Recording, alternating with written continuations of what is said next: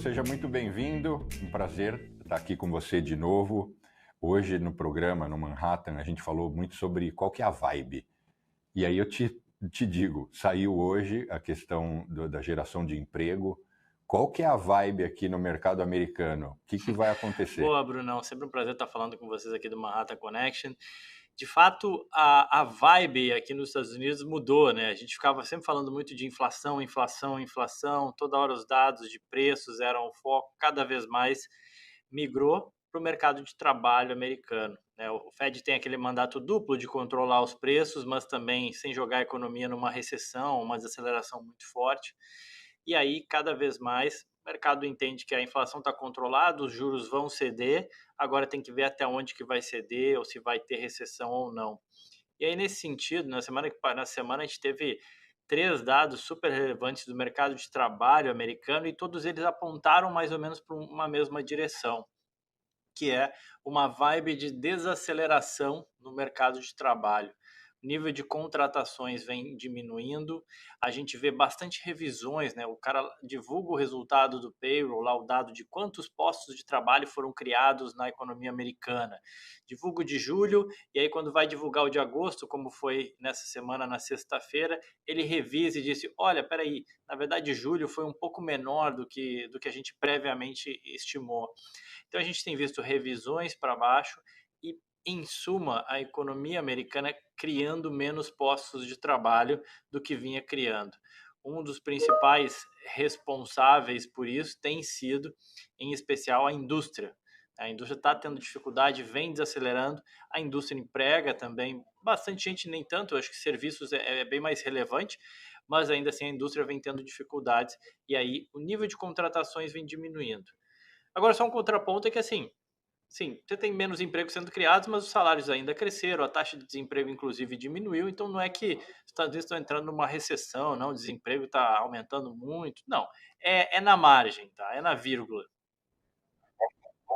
Eu acho que dado o desequilíbrio que a pandemia gerou, está saindo tudo muito barato. A economia está saindo muito bem, segue crescendo. Embora a gente tenha dito que se gerou menos vagas do que a expectativa, ainda assim o desemprego ainda cresceu um pouco, mas é muito baixo.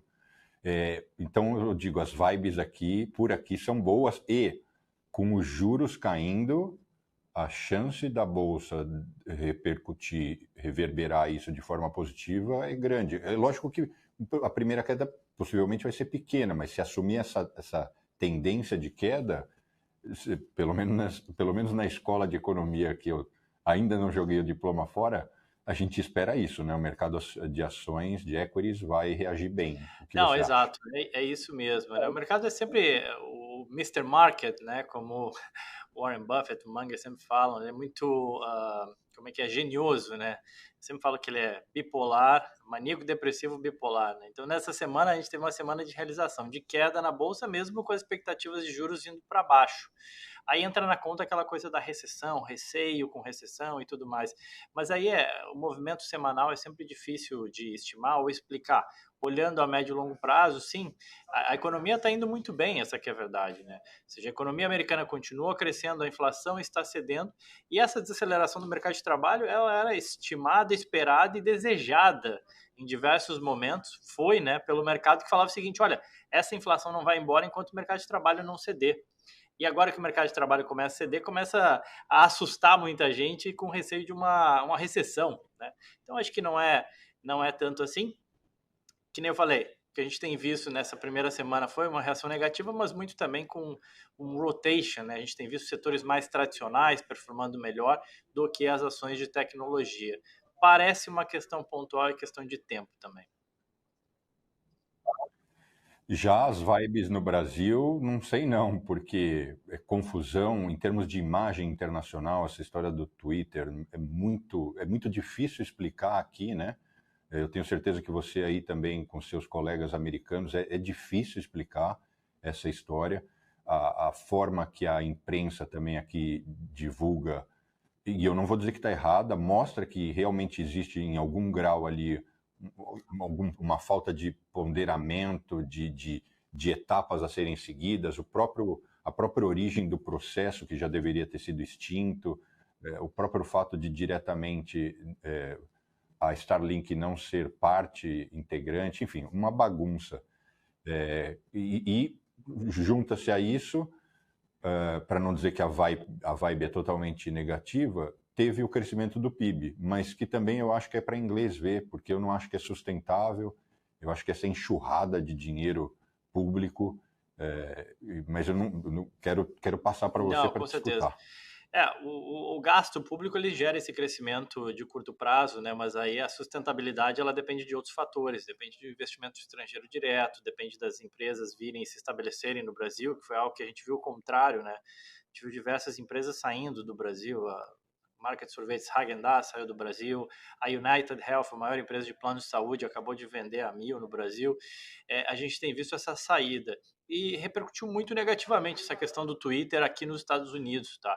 Na segunda-feira, a palavra, né, o nome do presidente Lula e essa questão do Twitter estava como trending topics aqui nos Estados Unidos, cara, para você ter uma ideia.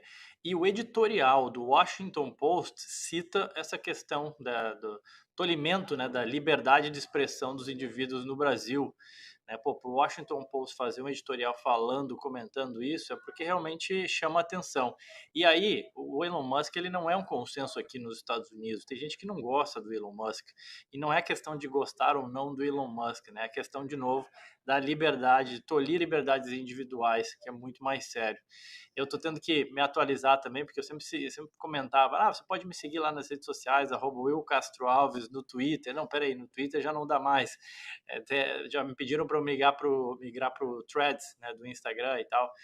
Mas infelizmente, um capítulo ruim, né, negativo, que a gente espera que se resolva aí também, né? E as vibes, para a gente fechar, e as vibes em relação ao debate Kamala-Trump? Quais são as suas Muito bem vibes? lembrado, pessoal aí de casa, prepara a pipoca, terça-feira à noite, né, vai ter, acho que não vai ser tão entretenimento como a gente tem visto na Prefeitura de São Paulo, né, que acho que tem gerado margem bastante para entretenimento, mas a gente tem um pouco, eu diria que no mínimo bem mais relevante, né, a decisão de presidente aqui nos Estados Unidos, e a gente vai ter um debate na terça-feira com a Kamala e o Donald Trump. Vai ser o primeiro debate, vai ser super importante para medir pós-debate, né? Vale lembrar que o Biden ele acabou sendo retirado da campanha depois de ir muito mal no primeiro debate. Agora não tem como fazer isso com a Kamala, né? Mas vamos ver como é que vai ser e qual que é a repercussão disso nas pesquisas, tá? Eu acompanho isso nas minhas redes sociais, comento sempre, e também na Avenue, no site da Avenue, www.avenue.us. No nosso blog, a gente tem uma página dedicada somente para eleições e os seus impactos no mercado americano, nos diferentes setores e por aí vai. As eleições agora entram de fato em vigor, começam cada vez mais aqui nos Estados Unidos nesse mês de setembro. Desde já você está convidado para a gente se reunir no final da semana que vem para falar como foi o debate. Eu, pessoalmente, acho que a Câmara tem tudo para se sair bem, ela tem um carisma, ela tem uma energia positiva e ela tem um equilíbrio e não entrar na onda, na troca de agressões do Trump, que, como de costume, deve descompensar ali, deve ser super agressivo, transmitir aquela imagem cafajeste, né? Um cara que discrimina. Mas vamos ver, né? Semana que vem, então, já temos Eu acho que assunto. assim, em relação ao debate, na verdade, a eleição aqui nos Estados Unidos, ela depende muito da pessoa ir votar.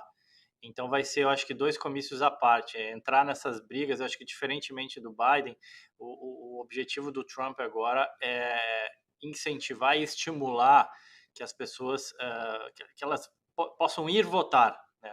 Porque é assim que você ganha a eleição. Como o voto não é obrigatório aqui nos Estados Unidos, né? Muitos eleitores acabam votando por não gostarem do outro candidato. Então, basicamente, assim, se você não quer a Câmara, você tem que ir votar. Se você não quer o Trump, você tem que ir votar. Né? Então, tem um pouco disso. Então, acho que essa vai ser uma tônica, digamos assim, de ambos os candidatos tentando incentivar, porque tá bem dividida a questão aqui.